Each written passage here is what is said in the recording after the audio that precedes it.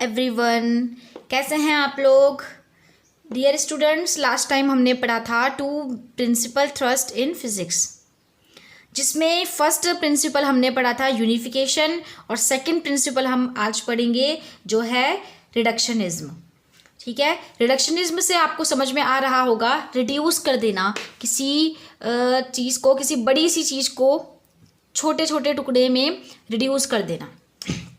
ठीक है, तो देखो यहाँ पर हमने क्या किया है, फिजिक्स में क्या करते हैं, फिजिक्स में जब हम एक कोई बड़ी सी प्रॉब्लम लेते हैं, कोई एक कॉम्प्लेक्स प्रॉब्लम लेते हैं या एक कॉम्प्लेक्स सिस्टम लेते हैं और उस कॉम्प्लेक्स सिस्टम को हमने स्टडी करना है।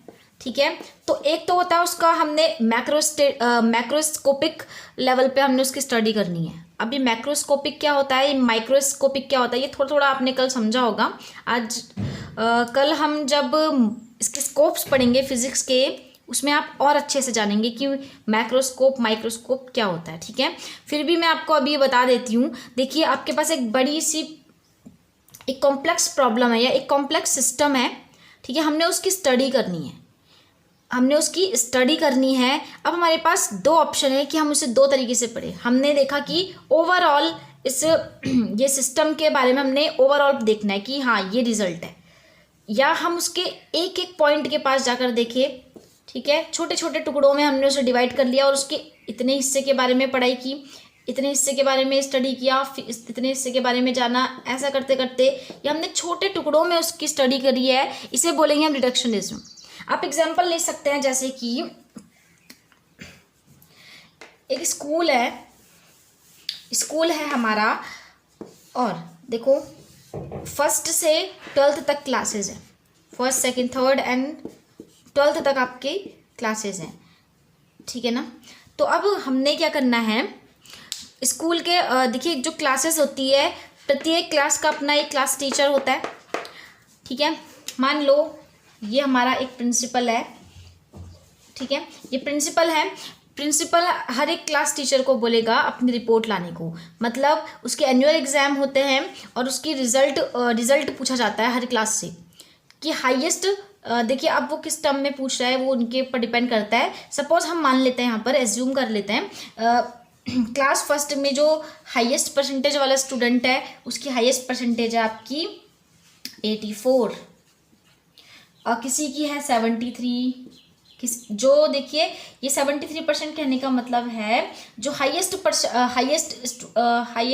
परसेंटेज वाला स्टूडेंट है, जो फर्स्ट पोजीशन में आया उसकी परसेंटेज पूछी जा रही है 73%। और ऐसे ही करते करते यहाँ पे क्लास 10th है।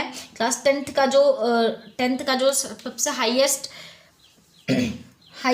परसेंटेज वाला स्टूडेंट है उसकी परसेंटेज सपोज आपकी है 93%। और हम आ जाते हैं क्लास 11th में, और 11th की हाईएस्ट परसेंटेज है 96%। और 12th की ले लेंगे, उसे लेंगे हम सपोज इट इज़ 75%। बहुत ठीक है। अब आपने क्या करना, देखिए अब देखिए एक तरह से ये अनुमान लगाया जा सकता है, जिस तरह से हमारे प्रिंसिपल ने रिजल्ट मांगा है कि क्लास टीचर से कि अपनी अपनी क्लास के हाईएस्ट परसेंटेज बताओ। उस बेसिस पर वो निर्धारित कर रहा है, उस बेसिस पर वो प्रेडिक्शन कर रहा है, या मतलब बता रहा है आपको, कैलकुलेट करके बता रहा है कि सबसे अच्छा रिजल्ट यहाँ पर देखा जाए अगर हाईएस्ट परसेंटेज वाले बच्चों के हिसाब से देखा जाए, हाईएस्ट परसेंटेज के हिसाब से देखा जाए, तो यहाँ पर सबसे अच्छा रिजल्ट किसका है, 96% वाले का है ना। इट मीन्स क्लास 11th का रिजल्ट इज द बेस्ट। यहाँ पर रिजल्ट किसका बेस्ट है, क्लास 11th की क्लास का। समझ में आ गया।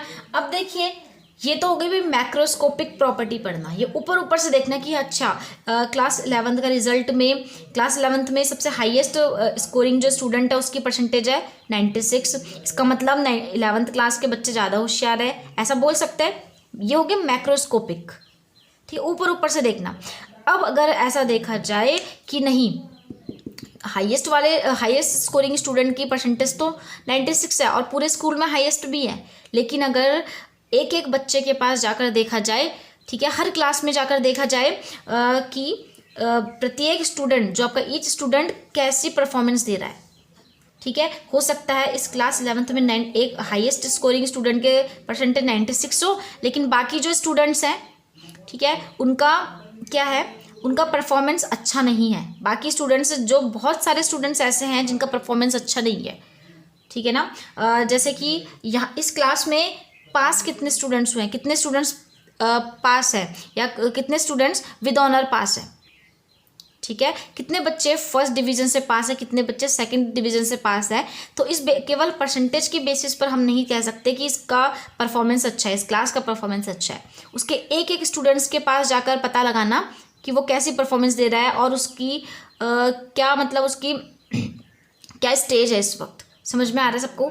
तो हो सकता है कि जो ये जो 73% वाली जो क्लास है, ये हमारी suppose it is class first या क्लास सेकंड ले लेते हैं इसको, कोई बात नहीं, एज्यूम कर रहे हैं हम अभी, ठीक है।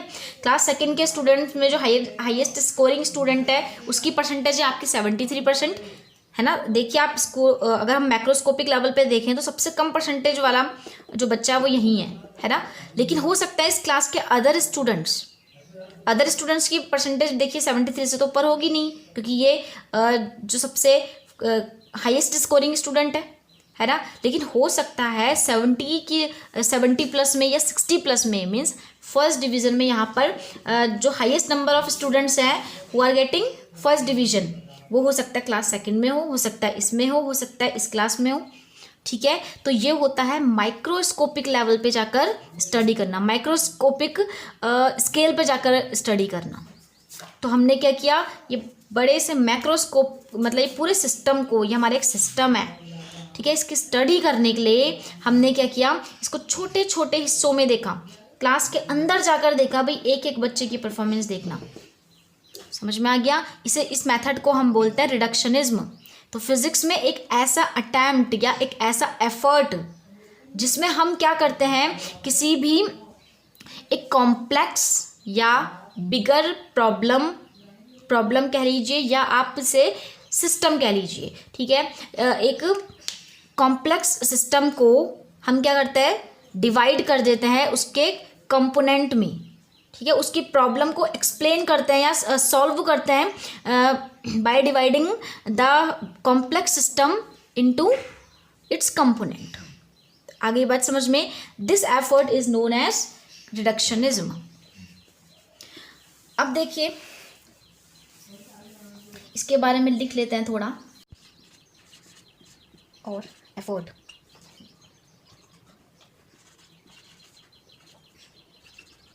made in physics to explain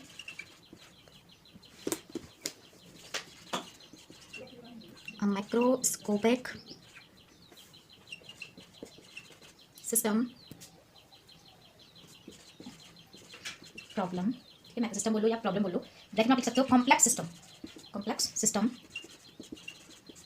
in terms of its microscopic constituent या कंपोनेंट्स भी बोल सकते हो, ठीक है ना। या भी बोल सकते हो breaking down of a complex system into simpler component, ठीक है। This is the definition of reductionism. Example की बात कर लेते हैं। आपके पास एक बीकर है जिसमें थोड़ा गर्म पानी रखा हुआ है, ठीक है। इस पानी का आपको चेक करना है टेम्परेचर। चलो चेक क्या करना है, मान लो आपने इसका टेम्परेचर देख लिया, प्रेशर भी नोट कर लिया, वॉल्यूम भी नोट कर लिया। बहुत चीज़ होती हैं जैसे कि इंटरनल एनर्जी और एंट्रोपी, इंथैल्पी, ठीक है। वो अभी आगे चैप्टर में पढ़ेंगे हम, थर्मोडायनेमिक चैप्टर में, ठीक है। तो ये जो है ना आपका, ये जो हॉट वाटर है, ये बीकर है जो कंटेनिंग हॉट वाटर, इसका टेम्परेचर, प्रेशर, वॉल्यूम, ये सब क्या है आपके, ये आपके मैक्रोस्कोपिक प्रॉपर्टीज़ हैं, ठीक है। और यहाँ पर जो ये जो बीकर है containing hot water, it is called thermodynamic system. इसे हम बोलेंगे एक थर्मोडायनेमिक सिस्टम बोलेंगे, ठीक है ना। तो इसके अंदर हमने पढ़ना है टेम्परेचर, प्रेशर, वॉल्यूम देख लिया इसका। अब क्या है कि थर्मोडायनेमिक में क्या करते हैं हम, किसी भी सिस्टम के मैक्रोस्कोपिक प्रॉपर्टीज़ की स्टडी करते हैं। इसके बाद कुछ समय के बाद आपकी एक काइनेटिक थ्योरी और स्टैटिस्टिकल मैकेनिक्स आई, जो ये बताती है, देखो यहाँ पर सिस्टम में हमने ओवरऑल सिस्टम का क्या देखा, टेम्परेचर देख लिया। ठीक है ना। अब जो काइनेटिक थ्योरी और स्टैटिस्टिकल मैकेनिक्स आई, उसमें हम देखते हैं कि एक एक पार्टिकल के पास गए, ठीक है, उसकी काइनेटिक एनर्जी कितनी है ना, और इन सभी पार्टिकल्स की kinetic energy, average kinetic energy से हमारा ये टेम्परेचर का कुछ रिलेशन होता है, ये चीज़ देखा गया। तो ये आप हमने क्या किया, काइनेटिक थ्योरी या स्टैटिस्टिकल मैकेनिक्स में हमने क्या किया, एक एक मॉलिक्यूल लेवल पे हम जाकर देखेंगे। तो ये क्या है हमारा, यहाँ पर रिडक्शनिज्म हो रहा है, समझ में आ गया सबको। तो इसके बारे में नोट कर लेते हैं। Thermodynamic was developed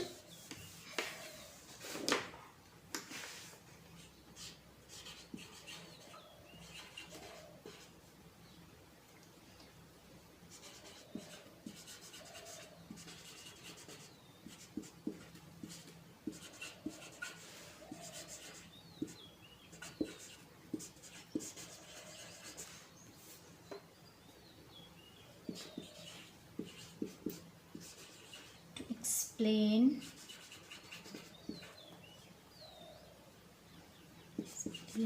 the macroscopic properties